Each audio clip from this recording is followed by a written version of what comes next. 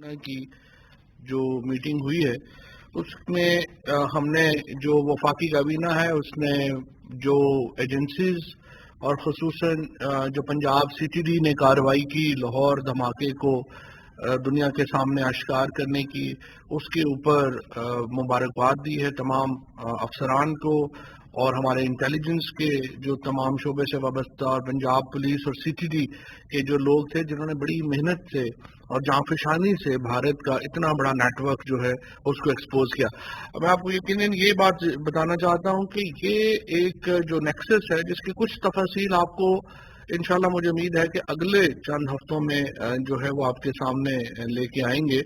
جس میں آپ کو بڑے واضح طور کے اوپر نظر آئے گا کہ جو اکاؤنٹس ہیں، جو لوگوں کے نام ہیں، دہلی سے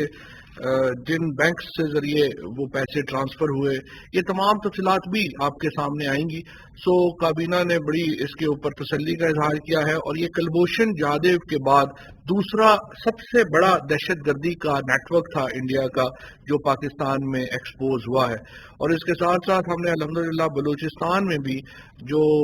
بھارت کی ایک ٹیررزم نیٹ ورک تھا اس کو بڑی کامیابی سے توڑا ہے، اور جو بھی اس میں لوگ ملوث ہیں ان کو بھی ہم نے کافی حد تک اپریہینڈ کر لیا ہے، اور انشاءاللہ مجھے امید ہے کہ اس کے نتیجے میں پاکستان کے اندر جو ایک امن و امان کی سچویشن ہے اس میں بہتری آئے گی۔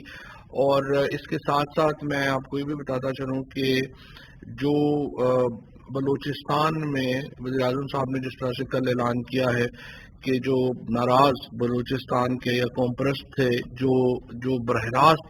لنکڈ نہیں تھے ہندوستان کے ساتھ، جو تو ہندوستان کے ساتھ لنکڈ تھے اور ٹیررزم میں ملوث تھے، ظاہر ہے ان کے لیے تو کرائٹیریا اور ہوگا، لیکن جو ناراض لوگ ہیں یا جو اپنی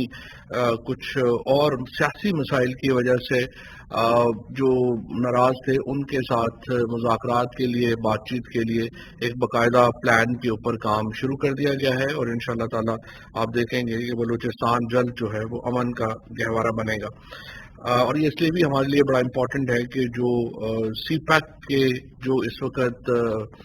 آپ کو ثمرات ہیں ان میں بلوچستان بہت ہی اہمیت کا حامل ہے، اور کل کا جو دورہ تھا وزیر اعظم صاحب کا گوادر کا، وہ اس کا ایک دفعہ پھر اس چیز کا ایک ایویڈنس ہے، اس کی شہادت ہے کہ ہم سی پیک کو کتنی اہمیت دیتے ہیں۔ اور آج 5:15 بجے تقریباً وزیر اعظم صاحب جو چائنا کی کمیونسٹ پارٹی آف چائنا ہے اس کی جو 100 سالہ اینیورسری ہو رہی ہے اس میں بھی شرکت کریں گے اور ورچوئل خطاب کریں گے چائنا کی سی پی سی سے۔ اسی طریقے سے آج کی جو کابینہ کا جو اجلاس تھا اس میں حسب معمول الیکٹرک جو ہماری ووٹنگ مشینز ہیں ان کے اوپر بریفنگ ہوئی، اور شبلی فراز صاحب نے بتایا ہے کہ 15 جولائی تک جو ministry of science and technology کے جو ادارے ہیں وہ بھی اپنی مشین جو ہے وہ تیار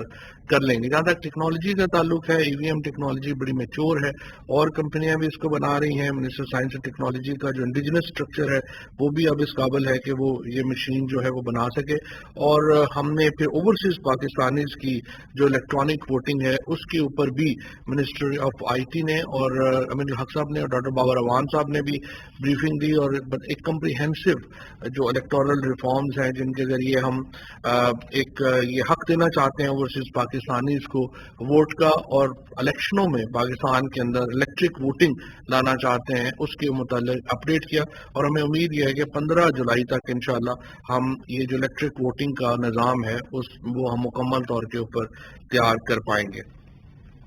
کابینہ کو گزشتہ اجلاسوں میں لیے گئے فیصلوں پر عمل درآمد کی رپورٹ پیش کی گئی۔ اب تک کابینہ کے 141 اجلاس ہوئے ہیں جن میں 3776 فیصلے کیے گئے۔ ان میں 3444 یعنی تقریباً 91% 91% جو فیصلے ہیں ان کے اوپر عمل درآمد ہو چکا ہے، 66 کے اوپر جو عمل ہے وہ جاری ہے، اور 123 ایسے فیصلے ہیں جن پر عمل درآمد میں تاخیر ہوئی ہے، اور 142 فیصلے مفاہمتی یادداشتوں سے متعلق ہیں یا معاہدوں سے متعلق ہیں جو کہ کابینہ نے لیے ہیں۔ اسی طریقے سے مختلف وزارتوں میں متعلقہ زیر التوا فیصلوں سے متعلق معاملات پر بھی غور کیا گیا۔ اس وقت جو ایک آؤٹ پور ہے پاکستان میں ٹورزم کا، اور ناردرن ایریاز میں آپ دیکھتے ہیں کہ بہت زیادہ ٹورسٹ جو ہیں وہ جا رہے ہیں، لیکن جو گلگت کی اسپیشلی فلائٹس ہیں ان میں آپ کو کافی پرابلمز آتی ہیں، کیونکہ وہ جو ایئرپورٹ ہے وہ آل ویدر ایئرپورٹ نہیں ہے، سارے موسموں کے لیے وہ کارآمد نہیں ہے. تو ابھی ہم نے سکردو کو ایک انٹرنیشنل ایئرپورٹ بنا رہے ہیں، لیکن اس کے ساتھ ہم چاہتے ہیں کہ سکردو اور گلگت بلتستان جو ایئرپورٹس ہیں ان کو آل ویدر ایئرپورٹس بنائے جائے. اور سول ایویشن کو وزیر اعظم صاحب نے یہ ہدایت کی ہے کہ ایک پورا منصوبہ لے کے آئیں جس کے ذریعے ان ایئرپورٹس کو جو ٹورزم کے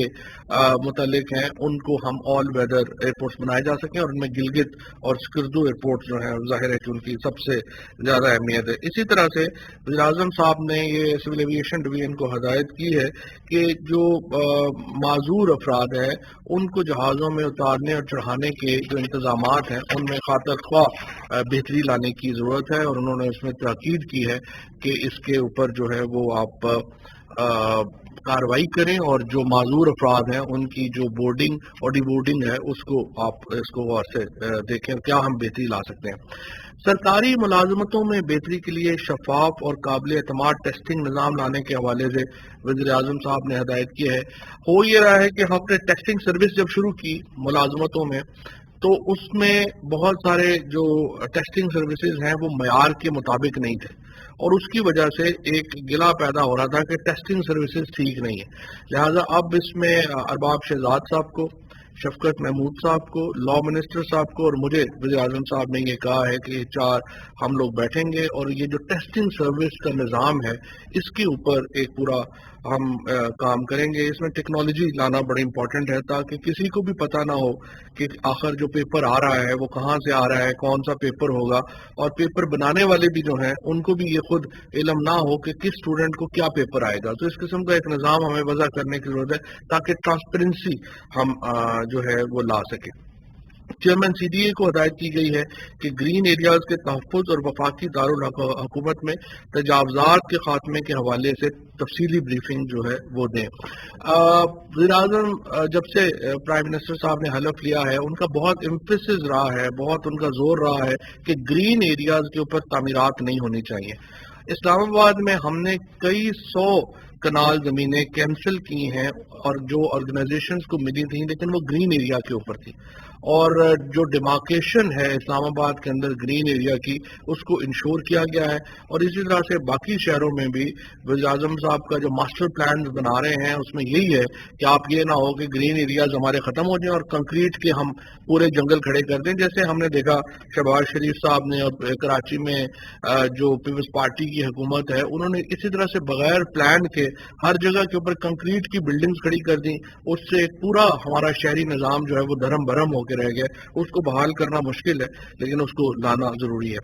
وفاقی وزراء مملکت اور دیگر شخصیات کے پروٹوکول اور سیکیورٹی کے حوالے سے معاملات کا جائزہ لیتے ہوئے وزیر اعظم نے ہدایت کی ہے کہ اس حوالے سے نظام کا اثر اور جائزہ لیا جائے. وزیر اعظم صاحب کو یہ رپورٹ آئی ہے کہ کئی حکومتی اکابرین جن میں صوبائی جو ہمارے پارٹی کے اعلیٰ عہدیدار ہیں اور وفاق میں بھی وہ پروٹوکولز زیادہ استعمال کر رہے ہیں. اور وزیر اعظم نے یہ کہا ہے کہ دیکھیں میں خود صرف رات کو اس لیے نہیں نکلتا، کھانوں پہ نہیں جاتا، شادیوں پہ نہیں جاتا کیونکہ مجھے لگتا ہے کہ میرے جانے سے لوگوں کو تکلیف ہوگی اور ایک ایکسٹرا آرڈنری پروٹوکول جو ہیں ان کو اوائڈ کرنا چاہیے. لہٰذا انہوں نے اس بارے میں سختی سے ہدایت کی ہے اور تمام متعلقہ محکموں کو بھی بتا دیا گیا ہے اور تمام وزراء کو اور گورنرز کو اور جو صوبائی ہمارے اکابرین ہیں ان کو بھی بتایا گیا ہے کہ آپ اپنے پروٹوکولز میں کمی لائیں،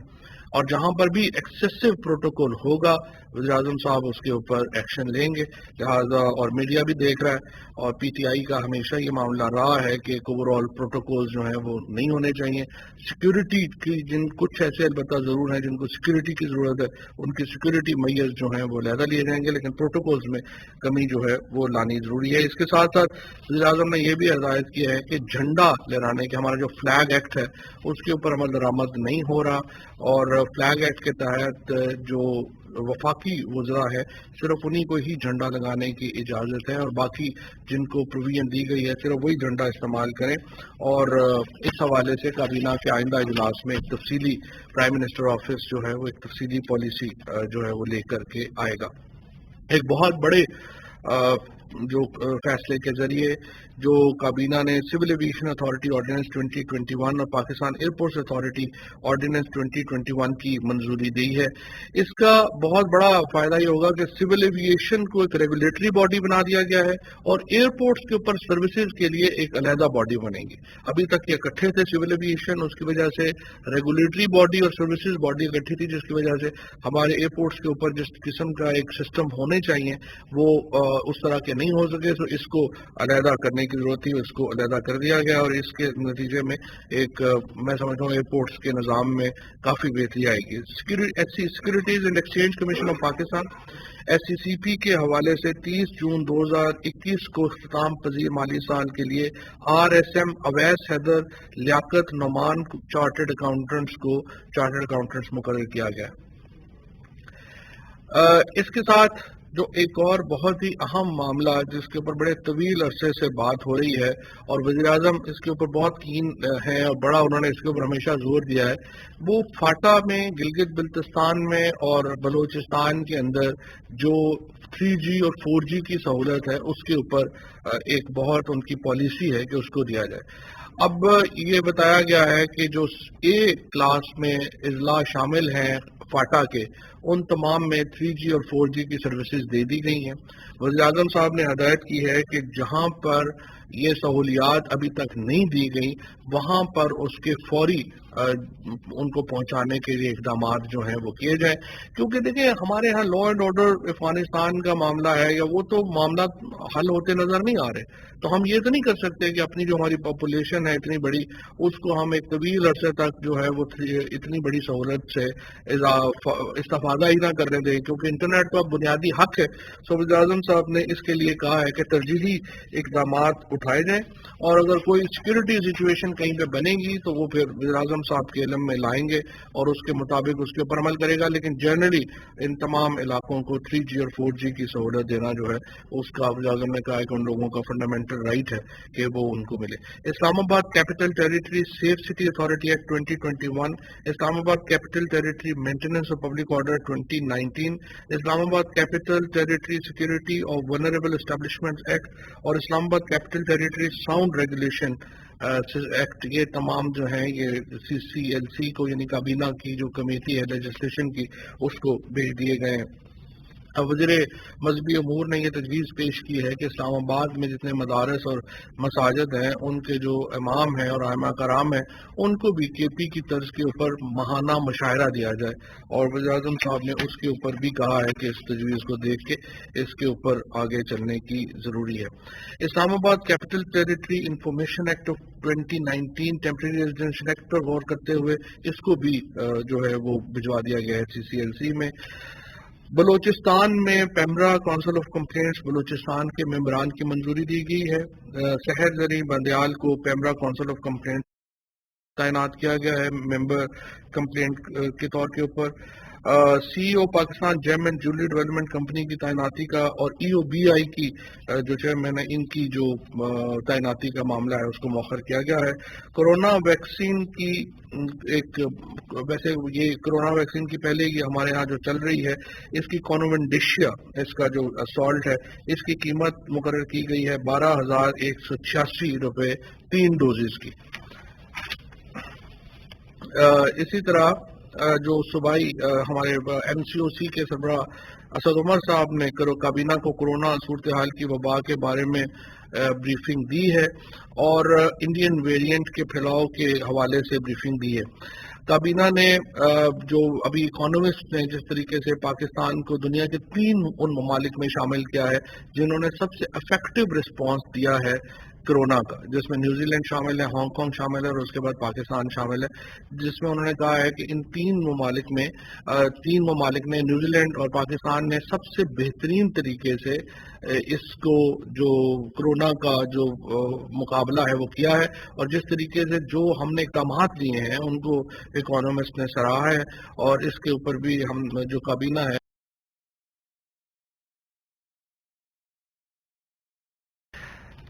کابینہ نے वफाकी हुकूमत और इसके इदारों की मलकियत में मुल्क के तूल व अर्ज में वाक़ अराज़ी के बेहतर इंतज़ाम और इनको बेहतर बरोकार लाने के हवाले से federal government properties management authority के क़याम के हवाले से कानून की असूली मंजूरी दी है। ये कानून बहुत अहम होगा। इसके नतीजे में जो वफाक की जो तमाम प्रॉपर्टीज़ हैं उनको इस अथॉरिटी को दिया जा सकेगा और ये अथॉरिटी उन प्रॉपर्टीज को आगे जो कमर्शियली डिस्पोज ऑफ करने का प्लान जो है वो कर सकेगी, क्योंकि इस वक्त अरबहा रुपए की प्रॉपर्टीज हैं जो पड़ी हुई हैं, जिनके ऊपर कब्जे हुए हैं, जो इस्तेमाल में नहीं लाई जा रही, उनको एक तरीके से डिस्पोज ऑफ करने का जो काम है वो किया गया है। पाकिस्तान ब्यूरो ऑफ शुमारियात में मेंबर स्पोर्ट्स सर्विसेज की तैनाती के हवाले से तैनाती का अमल दोबारा शुरू किया जाएगा, क्योंकि इसकी जो कानूनी इसमें मसला ये था कि री अपॉइंटमेंट होनी है और री अपॉइंटमेंट के लिए इश्तिहार आना ज़रूरी था। काबीना कमेटी पर तवानाई के 17 जून 2021 के इजलास में लिए गए फैसलों की तौसीक की गई है। इसी तरह से काबीना कमेटी पर तवानाई के 18 जून 2021 के फैसलों की तौसीक की गई है। काबीना कमेटी पर तवानाई के 24 जून 2021 के इजलास में लिए गए फैसलों की तौसीक की गई है। इसी तरह काबीना कमेटी पर इदारा जाती इस्लाहात के 17 जून 2021 के इजलास में लिए गए फैसलों की तौसीक की गई है। काबीना ने बजट की तैयारी के दौरान टैरिफ के ज़िम्मन में आने वाली बेकायदगियों को दूर करने के लिए मुख्तलिफ अशिया पर लागू रेगुलेटरी ड्यूटी और एडिशनल कस्टम ड्यूटी के हवाले से नेशनल टैरिफ पॉलिसी बोर्ड के फैसलों को की जो मंजूरी है, उसमें जो आइटम था हमारा गाड़ियों से मुतल्लिक या सीबी, उसको मंजूरी दे दी है। बाकियों के लिए एक हफ्ता डिले होगा। कल इंशाल्लाह ऑटो पॉलिसी के ऊपर जो मिनिस्टर इंडस्ट्रीज हैं वो आतमाद में लेंगे और इंशाल्लाह पाकिस्तान के लोगों को खुशखबरी मिलेगी कि गाड़ियों की जो कीमतें हैं उनमें एक सब्सटेंशियल कमी आपको नजर आएगी। इसी तरीके से जो एक और इम्पोर्टेंट जो चीज़ है वो ये मैं आपको बताना चाहता हूँ कि हमारा जो इस वक्त डेट रिलीफ जो हमें दिया गया है, G20 ने पाकिस्तान का 1.121 अरब रुपए का जो डेट है उसको रीशेड्यूल कर दिया है और 1.05 अरब डॉलर का जो रिलीफ है वो हम एक्सपेक्ट कर रहे हैं कि हमें इस महीने में मिल जाएगा। लिहाजा 3.7 अरब डॉलर का जो रिलीफ है वो इसमें कर्जों की जो रीशेड्यूलिंग है उसमें इंशाअल्लाह ताला जो है वो हमें मिलेगा। इसी तरीके से जो हमारा ये इस साल का जो भी तो ताज़ा जो इंडेक्स आया है पीबीएस का, उसमें ये बात बड़ी खुशाइंद है कि पाकिस्तान में जो कीमतों में इस्तेहकाम नज़र आ रहा है और आहिस्ता आहिस्ता जो कीमतें हैं वो नीचे जाना शुरू हो गई हैं और उसके नतीजे में हमारा जो एक सेंसिटिव प्राइस इंडेक्स है उसमें इस्तेहकाम जो है वो नज़र आना शुरू हो गया है। इसी तरीके से जो हमारा टोटल जो बहुत बड़ी कामयाबी पाकिस्तान को मिली, एक डेकेड में 10 साल में पहली बार हमारा करंट अकाउंट डेफिसिट जो है वो अब इस वक्त नहीं है और हम इस वक्त 20 बिलियन डॉलर का लॉस था जब पाकिस्तान में पीटीआई की हुकूमत आई थी। हम 20 अरब डॉलर के करंट अकाउंट के डेफिसिट के ऊपर खड़े थे। आज अल्हम्दुलिल्लाह सिर्फ 3 साल के अरसे में वो हमने जीरो कर दिया है। इसी तरीके से जो हमारी इंपोर्ट्स हैं उनमें अब इजाफा हो रहा है। 1 बिलियन डॉलर की मशीनरी जो है वो पाकिस्तान में इंपोर्ट हो रही है और अगले साल 2 बिलियन डॉलर की मशीनरी जो है वो आएगी। हमारा जो टेक्सटाइल सेक्टर है वो तकरीबन इस वक्त अपने ऑर्डर्स के ऊपर 100% बुक है। 2023 तक हमारे जो टेक्सटाइल सेक्टर है उसके पास कैपेसिटी ही नहीं है इससे ज्यादा बनाने की। तो आप अंदाजा लगा सकते हैं कि इस किस्म की जो एक रिसर्जेंस हुई है हमारे यहाँ एक्सपोर्ट्स की। जो हमारे फॉरेन रिजर्व्स हैं इस वक्त वो भी माशाल्लाह बड़े इस्तेहकाम के ऊपर हैं। 5.7 अरब डॉलर का फॉरेन रिजर्व इस वक्त स्टेट बैंक का है और 700 मिलियन US डॉलर रोशन डिजिटल पाकिस्तान की जो अकाउंट्स हैं उनके जरिए जो है वो इस वक्त हमारे पास है। इसके साथ साथ ये भी मैं आपको बता दूं कि पहली बार पाकिस्तान की तारीख में 116 अरब रुपया ज्यादा جو قرضہ ہے وہ پرائیویٹ سیکٹر کو دیا گیا ہے، اور اس کا مطلب یہ ہے کہ اگلے سال یہ جو پرائیویٹ سیکٹر میں یہ ٹرف کا جو پروگرام ہے اور لانگ ٹرم کا جو پروگرام ہے اس کے نتیجے میں 300 ارب روپیہ مزید پرائیویٹ سیکٹر میں جائے گا، اور یہ سارا پیسہ ظاہر فیکٹریاں لگنے میں لگ رہا ہے، سارا پیسہ جو ہے اس کا انویسٹمنٹ ہو رہی ہے، اور آپ اندازہ لگا سکتے ہیں کہ گیم چینجر ہے پاکستان کے لیے کہ ہمارا جو پرائیویٹ سیکٹر ہے وہ ان ساری چیزوں سے استفادہ جو ہے وہ کر رہا ہے۔ 4.7 ٹریلین کا ٹیکس کلیکشن ہے جو پاکستان کی ہسٹری کا سب سے بڑا ہے، اور یہ بھی ہم انشاءاللہ چاہیں گے کہ اگلے سال کے جو ہمارے جو ٹارگٹس ہیں وہ اس سے کہیں زیادہ ہیں، اور امید ہے کہ وہ بھی انشاءاللہ پورے ہوں گے۔ یہ آج کا کچھ تھا کابینہ کا اجلاس کے حوالے سے۔ آپ سوالات میں ہوئے ہیں تو بتا دیجیے۔ سر میں نے آپ سے یہ پوچھنا ہے کہ پرویز مشرف کے دور سے لے کر پیپلز پارٹی اور مسلم لیگ نون کے ادوار تک ایک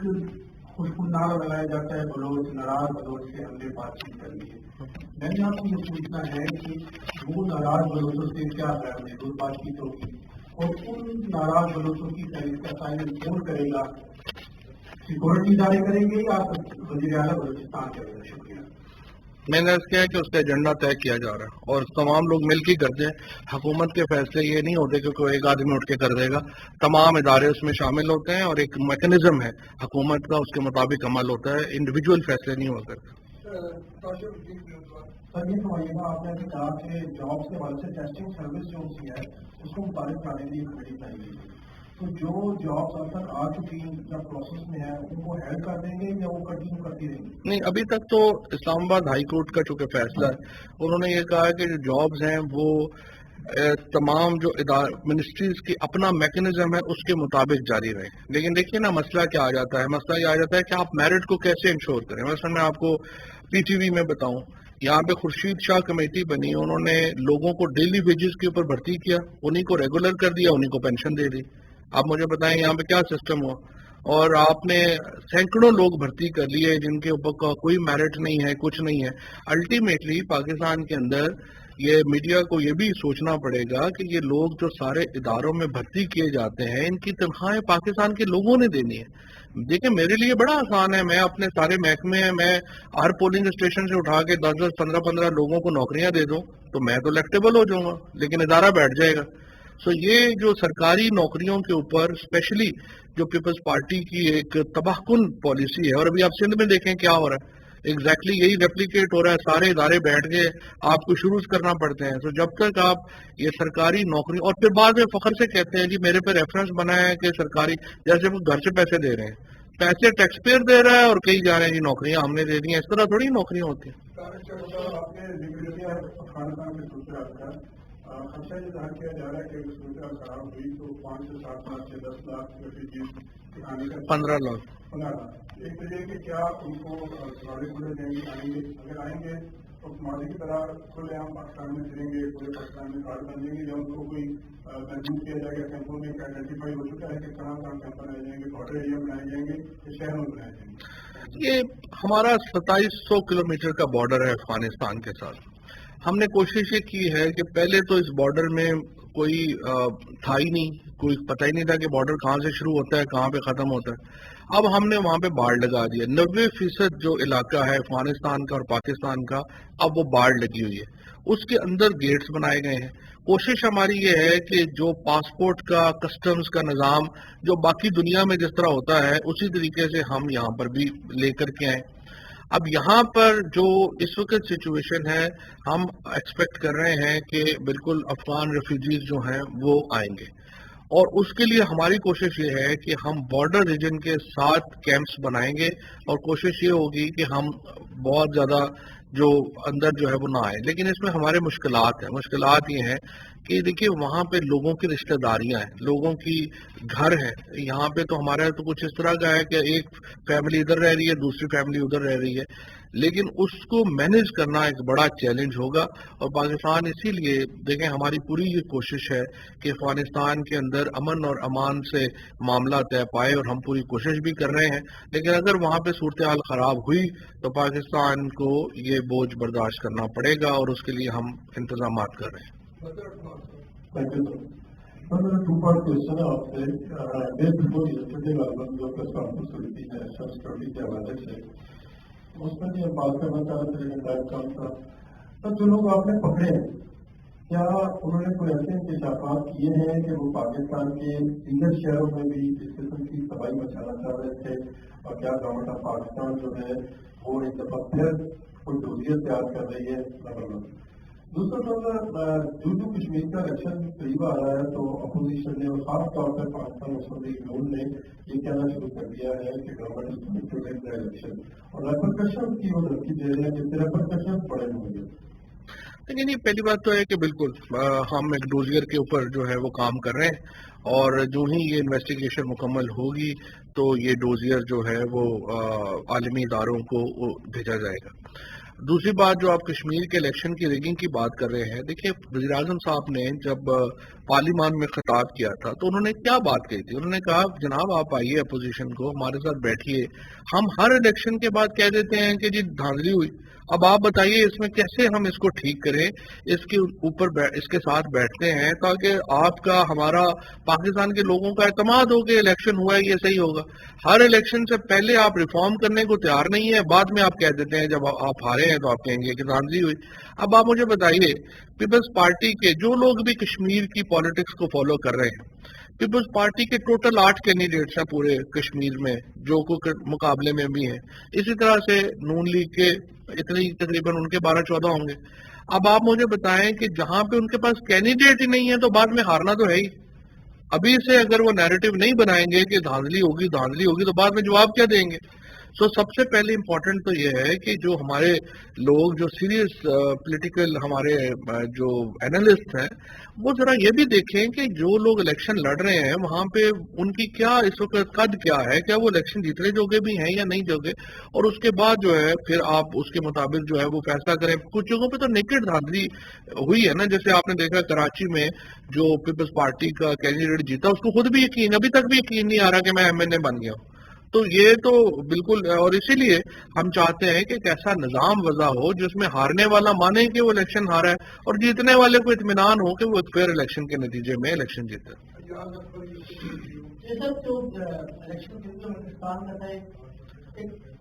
سوچ یا پرسپشن ہے کہ جس کی مرکز میں حکومت ہوتی ہے وہ بالکل پاکستان کشمیر میں حکومت بناتا ہے. ماضی میں بھی ہم نے دیکھا, ابھی بھی ہم یہ دیکھ رہے ہیں. الیکٹیبلس کی بات کی تو آپ دیکھ لیں کہ اگر نون اور پیپلز پارٹی پر کینڈیڈیٹ نہیں ہے تو وہ کہاں چلے گئے اور الیکٹیبل کیسے بن گئے. تو یہ کام کب تک چلے گا؟ جو بھی حکومت آ رہی ہے تو وہ یہی کام کر رہی ہے کہ الیکٹیبلس کو اپنی پارٹی میں شمولیت لے کے.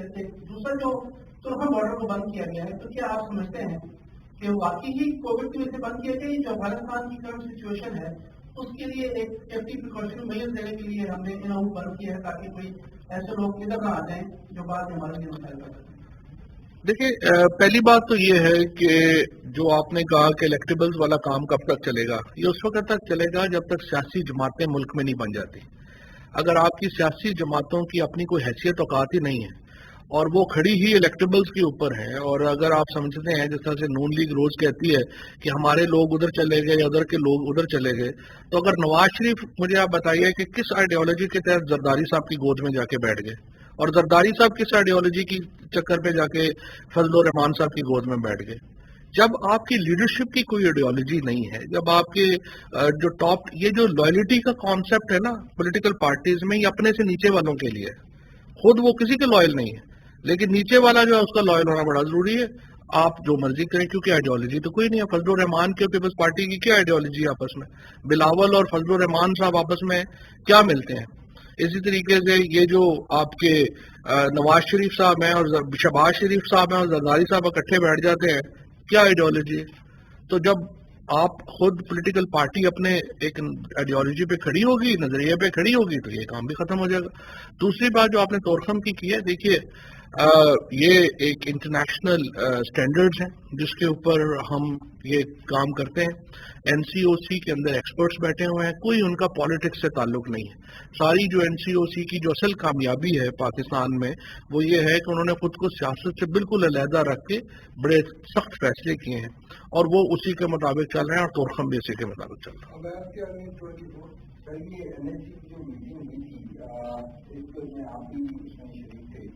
اب یہ چیزیں ہو چکی ہیں. اگلے ہفتے کب تک اجلاس ہوگا؟ کیا آگے کیا کنٹینیوٹی ہے؟ کب تک ہونا ہے اور اس کے حوالے سے کیا انتظامی ہو سکتی ہے؟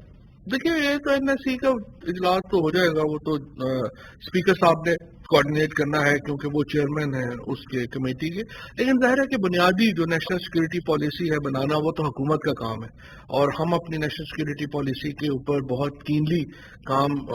ہو رہا ہے اور ہو بھی چکا ہے، اور آپ کو اقدامات اس کے نظر بھی آ رہے ہیں انشاءاللہ تعالی. Thank you.